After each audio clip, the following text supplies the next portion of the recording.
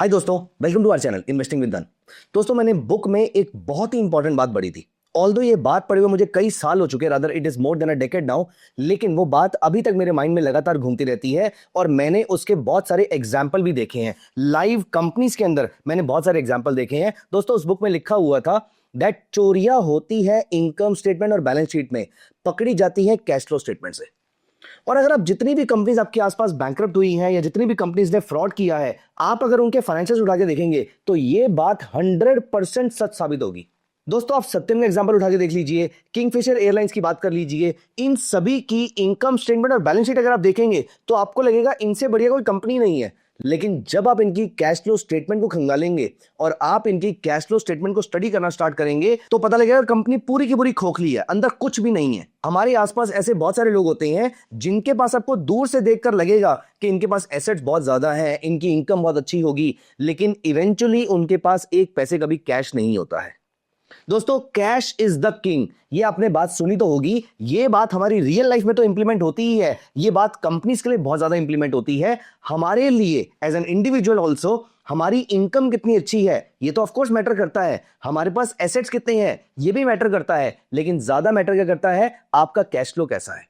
आप हर महीने कुछ हजार या कुछ लाख या जो भी आपका एक्सपेंस है उससे ऊपर आप कैश कमा पा रहे हैं या नहीं कमा पा रहे। मैंने इस लैपटॉप को बेच दिया, लेकिन अगर इसके पैसे नहीं आए तो ये लैपटॉप बेचना किस काम का हुआ। मेरी इनकम स्टेटमेंट में ये रेवेन्यू के फॉर्म में तो आ गया, लेकिन मेरे पास कैश तो नहीं आया। और मेरा जो एम्प्लॉई है वो मेरे से सैलरी कैश की फॉर्म में लेगा, मेरा जो सप्लायर है वो मुझे जो रॉ मटेरियल देगा वो भी कैश पे प्रोवाइड करेगा, प्लस मेरे जितने भी और एक्सपेंसेस है वो सारे के सारे कैश में होंगे। दोस्तों, आपकी इनकम स्टेटमेंट जितनी मर्जी अच्छी हो, आपकी बैलेंस शीट जितनी मर्जी अच्छी हो, अगर आपकी कैश फ्लो स्टेटमेंट स्ट्रांग नहीं है तो ये कंपनी आपके लिए स्ट्रांग रिटर्न्स जनरेट नहीं कर सकती है। और ये बात मैं दोबारा से बोल रहा हूं और मैं तीसरी बार एक बार और बोलूंगा आपको रिमाइंड कराने के लिए वीडियो के एंड में, लेकिन अभी मैं यहां पर दूसरी बार आपको रिमाइंड करा देता हूं कि चोरियां होती है इनकम स्टेटमेंट और बैलेंस शीट में। ऐसा क्यों, मैं आपको समझा भी देता हूं।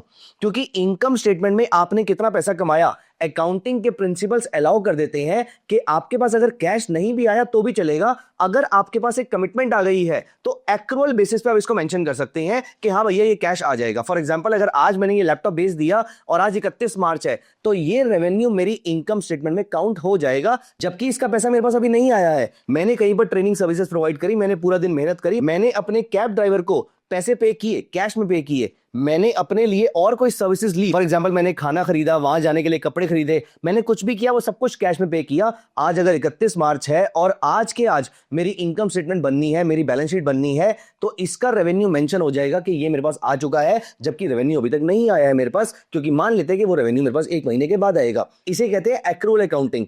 और जो कैश के फॉर्म में होती है वो होती है एक्चुअल अकाउंटिंग। तो एक्रूअल अकाउंटिंग दुनिया भर में अलाउड है। इसकी वजह से जो रेवेन्यू आपको दिख रहा है, ये पूरा रेवेन्यू कभी कंपनी के पास कैश की फॉर्म में आ भी पाएगा या नहीं आ पाएगा ये भी पक्का नहीं है। ठीक उस तरीके से अगर हम एसेट्स की बात करें तो ये लैपटॉप खरीदे अगर मुझे 1 साल हुआ है और ये लैपटॉप की लाइफ अगर 4 साल है और ये लैपटॉप फॉर एग्जांपल 1 लाख रुपए का था तो 25,000 रुपए पर ईयर वो डेप्रिशिएट होता जाएगा। लेकिन क्या मैं 1 साल के बाद जब इसको बेचूंगा तो आपको लगता है कि वो 75,000 रुपीज का बिकने वाला है? तो अगर मैं 1 महीने के बाद बेचूंगा तब भी वो 75,000 रुपीज का नहीं बिकने वाला है।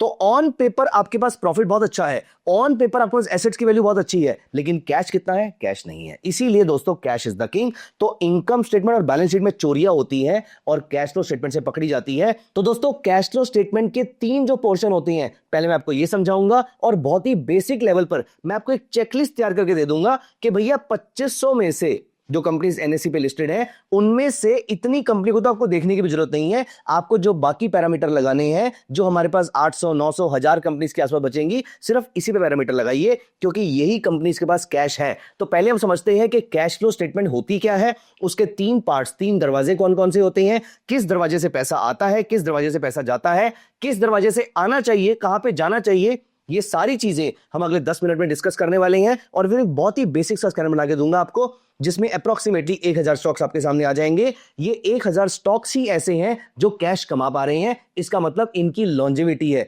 जो कंपनीज कैश कमा ही नहीं पा रही हैं उनकी लॉन्जेविटी बहुत बड़ी स्टेक पे रहती है। तो दोस्तों, कैश फ्लो स्टेटमेंट 3 पार्ट्स में डिवाइडेड होती है।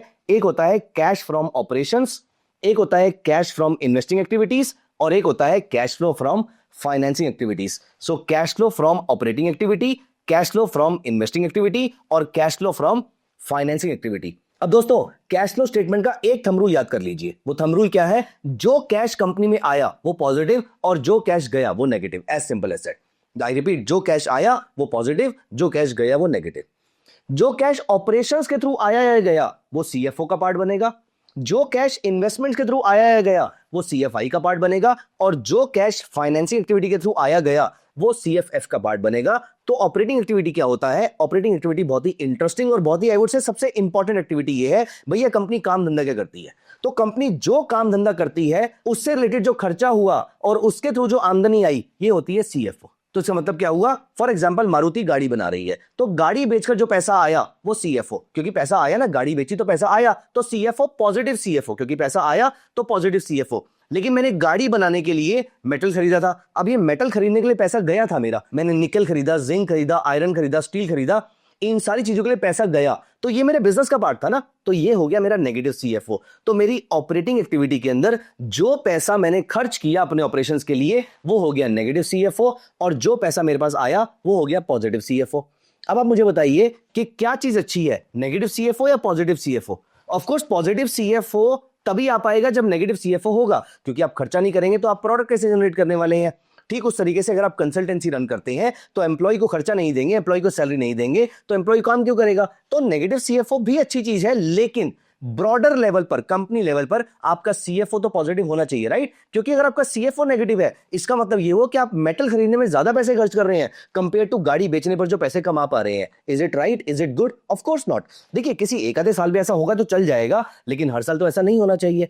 तो 10 साल तक अगर लगातार वैसा कर रहे हैं तो आप कैश को बर्न कर रहे हैं, जो कि न्यू जनरेशन कंपनीज कर रही हैं। मैं ये नहीं कह रहा कि वो सही कर रही हैं, गलत कर रही हैं, वो किसी और बिजनेस मॉडल पे काम कर रही हैं, लेकिन एटलीस्ट मैं पर्सनली ऐसी कंपनी चाहता हूं जिसका सीएफओ पॉजिटिव होना चाहिए।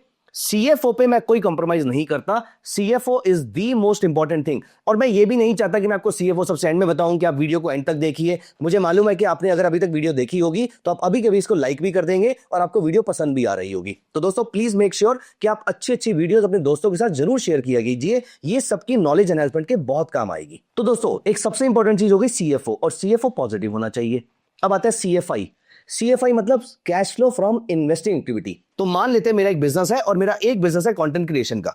तो कंटेंट क्रिएशन का जो मेरा बिजनेस है, जो मेरी कंपनी है, इसमें मैंने जो लैपटॉप लिया है ये मेरी इन्वेस्टमेंट है, ये जो मैंने टेबल ली है ये मेरी इन्वेस्टमेंट है, ये जो मैंने चेयर ली है, कैमरा लिया है, ट्राइपॉड लिया है, लाइट ली है, ये सारी मेरी इन्वेस्टमेंट्स है। तो इनको खरीदने के लिए पैसा गया था, राइट? ये हो गया मेरा नेगेटिव सीएफआई। लेकिन अगर मैं इस टेबल को बेचूं, मे बी कोई और टेबल खरीदनी है, मे बी नहीं खरीदनी है, तो अगर मैं किसी और टेबल को बेचूंगा तो ये हो गया पॉजिटिव सीएफआई।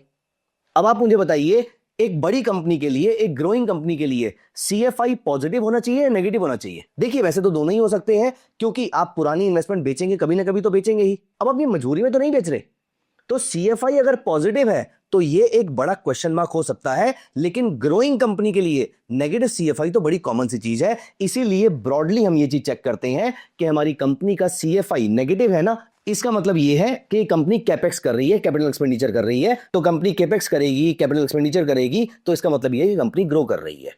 तो सीएफओ पॉजिटिव होना चाहिए, लेकिन at the same time CFI अगर नेगेटिव है तो ये एक पॉजिटिव साइन हो सकता है। ऑल्दो सीएफओ बड़ी ऑब्जेक्टिव बात है, लेकिन सीएफआई और सीएफएफ सब्जेक्टिविटी से भरे हुए हैं। तो मैं सिर्फ ब्रॉडर लेवल पे बता रहा हूं कि मैं जनरली ये प्रेफर करता हूं कि सीएफआई नेगेटिव है। ऑफ कोर्स इसके साथ बहुत सारी चीजें और भी होती है देखने वाली।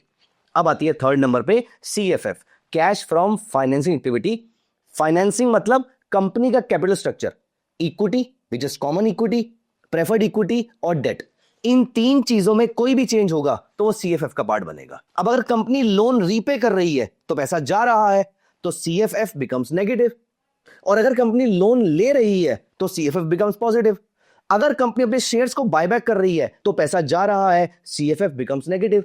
लेकिन अगर कंपनी अपने शेयर्स इशू कर रही है और अपनी इक्विटी को डाइल्यूट कर रही है तो पैसा आ रहा है, सीएफएफ बिकम्स पॉजिटिव। वैसे तो सब्जेक्टिविटी बहुत सारी हो सकती है इसके अंदर, लेकिन आप मुझे बताइए, relatively keeping all other factors constant, आप मुझे बताइए लोन लेना अच्छी बात है या लोन रीपे करना ज्यादा अच्छी बात है? मुझे पर्सनली लगता है हाँ, लोन लेना अच्छी बात है क्योंकि वो ग्रोथ के काम आता है, लेकिन ग्रोथ होगी या नहीं होगी ये अभी अनसर्टेन है। लेकिन लोन रीपे कर रही है मतलब कंपनी पैसा तो कमा रही है, तो ये तो अच्छी बात हो गई।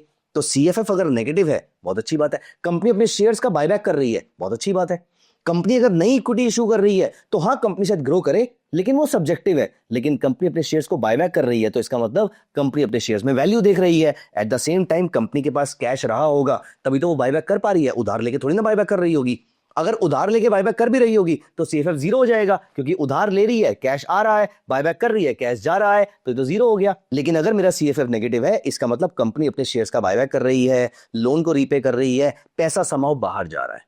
दोस्तों वैसे तो सब्जेक्टिविटी तीनों में हो सकती है, लेकिन पर्सनली अगर मैं देखूं तो ऑपरेटिंग एक्टिविटी वाली सब्जेक्टिविटी बहुत बड़ी नहीं है, वो एक ज्यादा ऑब्जेक्टिव पैरामीटर है। लेकिन सीएफआई और सीएफएफ ऑब्जेक्टिविटी से भरे हुए हो सकते हैं, लेकिन still at the same time मैं यहां पर आपको दिखाता हूं, मैं आपको लेकर चलता हूं धन के scanex.trade पे, जहां पर हम स्क्रीनर बनाएंगे। और यहां पर हम एक बहुत बेसिक सा स्क्रीनर बना लेते हैं, रादर मैं उसको स्क्रीनर बोलूंगा भी नहीं, मैं तो उसको एक ब्रॉडर वॉच लिस्ट बोल दूंगा। तो यहां पर आप देखिए, लेकिन एक चीज बड़ी इंपॉर्टेंट है, यहां पर हम एक पहली कंडीशन यहां पर ऐड कर लेते हैं, फाइनेंसिंग कैश फ्लो। कैसी चाहिए? फाइनेंसिंग कैश फ्लो मुझे चाहिए कि वो नेगेटिव हो तो अच्छी बात है, मतलब कंपनी अपने लोन को रीपे कर रही है, कंपनी अपने शेयर्स को बायबैक कर रही है। एट द सेम टाइम यहां पर इन्वेस्टिंग कैश फ्लो देख लेते हैं। तो इन्वेस्टिंग कैश फ्लो की अगर हम बात करें तो ये भी अगर नेगेटिव है तो बहुत अच्छी बात है, क्योंकि कंपनी इन्वेस्टमेंट्स कर रही है। और एट द सेम टाइम एक चीज जिसको लेकर मैं बहुत ज्यादा श्योर हूं वो है ऑपरेटिंग कैश फ्लो। तो मुझे ये पक्का मालूम है कि बाकी दोनों चीजों का तो पता नहीं, लेकिन ऑपरेटिंग कैश फ्लो तो सर्टेनली पॉजिटिव होना चाहिए। इसका मतलब कंपनी अपने ऑपरेशन से पैसा कमा रही है।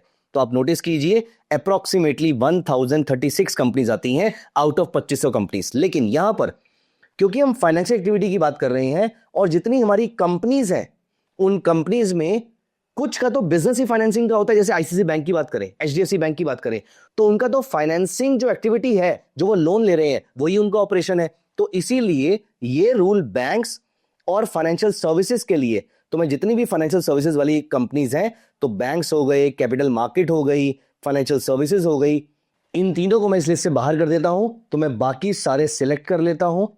तो ये मैंने यहां पर बैंक्स हटा दिए, कैपिटल मार्केट हटा दी और फाइनेंशियल सर्विसेज हटा दी।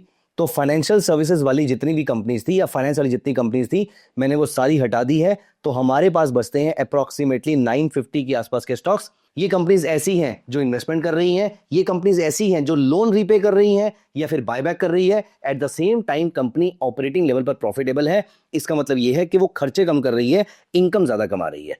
तो ये एक ब्रॉडर वॉच लिस्ट है। अब आपको जो कंडीशन ऐड करनी है इसके अंदर कर लीजिए कि आपको लो डेट वाली कंपनी चाहिए, आपको अंडर वैल्यूड कंपनीज चाहिए, जिनका price to earning multiple industry के प्राइस टू अर्निंग मल्टीपल से कम होना चाहिए, ऐसा करना है। ये सारी कंडीशन आप यहां पर ऐड फिल्टर पे क्लिक करके ऐड कर सकते हैं। और अगर आपको कोई कंपनी में सस्ती मिलती है तो आप एमटीएफ और एमएफ डीमैट के फीचर्स को भी यहां पर यूज कर सकते हैं। एमटीएफ फीचर के अंदर अगर आपको कोई भी कंपनी सस्ती मिलती है तो आप एक बहुत ही नॉमिनल सी कॉस्ट पे मल्टीपल डेज के लिए, रादर बहुत ही लंबे पीरियड के लिए भी अगर आप चाहें तो आप धन से फंडिंग ले सकते हैं। यहां पर आपके लगेंगे लेट अस से अप्रोक्सीमेटली 1 रुपी और धन आपको फंड करेगा अप्रोक्सीमेटली 3 रुपीज। तो 4 रुपए के शेयर में 3 गुना या 4 गुना के आसपास तक, रादर 4.5 गुना के आसपास तक आपको धन फंड कर देता है। ऐसे 1700 स्टॉक से ज्यादा है जिस पे आपको फंडिंग मिल सकती है। आप एक स्टॉक पे 20 लाख तक की फंडिंग ले सकते हैं और टोटल 1 करोड़ तक की फंडिंग आप यूज कर सकते हैं। तो दोस्तों इस तरीके से आप इस फंडिंग को यूज कर सकते हैं। अगर आपको कहीं पर लगता है कि अच्छी कंपनी सस्ती मिल रही है तो एमटीएफ के थ्रू आप उसको परचेज करने के बारे में सोच सकते हैं, प्रोवाइडेड आपके रिस्क मैनेजमेंट अलाउ करे। एट द सेम टाइम अगर आप अपने म्यूचुअल फंड के यूनिट्स को धन के साथ डीमैट में होल्ड कर रहे हैं तो आप उसको प्लेस करके भी उसके थ्रू यहां पर ट्रेडिंग कर सकते हैं। इन दोनों फीचर्स को आप यूज कीजिए अगर आप रिस्क मैनेजमेंट समझते हैं, और ऐसा करके आप इन अच्छी कंपनी से अच्छे रिटर्न जनरेट कर सकते हैं। लेकिन इन कंपनीज को आपने बाय नहीं करना। ये कंपनीज आपकी कंडीशन डालने के बाद जितनी कंपनीज बचेंगी वो सारी कंपनीज की आपने एनुअल रिपोर्ट्स डाउनलोड करनी है, उसको पढ़ना है। और यहां पर अगर आप किसी भी कंपनी में क्लिक करते हैं, जैसे कि देखिए मैंने इन्फोसिस पे क्लिक किया है, तो इन्फोसिस की अगर मैं यहां पर फाइलिंग्स पे जाता हूं तो आपको यहां पर कंपनी के financial results, transcript, con call की ट्रांसक्रिप्ट, ये सारी चीजें आपको यहां पर मिल जाती हैं। एट द सेम टाइम आप यहां पर आकर यह भी पता कर सकते हैं कि कौन सा म्यूचुअल फंड आपके इस पर्टिकुलर शेयर को बाय कर रहा है और वो कितनी होल्डिंग इस कंपनी में होल्ड करता है।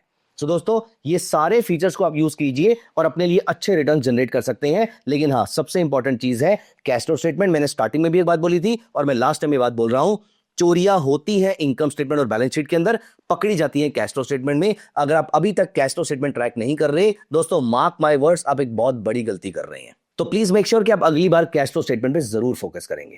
Thank you so much guys, मिलते हैं अगली वीडियो में। Bye bye, take care. Investments in the securities market are subject to market risk. Read all the related documents carefully before investing.